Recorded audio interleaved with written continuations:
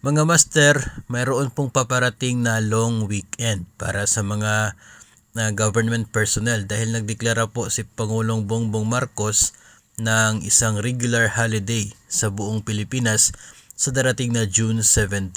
Ito po ay in observance of the Idil Adha or the Feast of Sacrifice ng mga kapatid nating Muslim. No? So, ngayon pong June 17, araw po yan ng Lunes mga master, wala pong pasok, yung mga government personnel. Yung mga teachers, wala naman po talaga kayong pasok kasi po bakasyon po ninyo.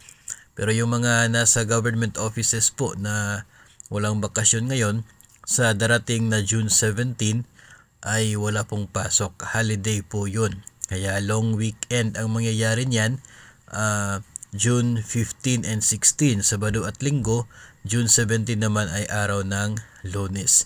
So, pwede pong magplano na ahead of time kung saan po pupunta sa long weekend na yan. So, magandang balita para sa mga nag-aabang ng deklarasyon para sa nasabi pong petsa para makapag-finalize na rin ng mga plano sa darating na long weekend.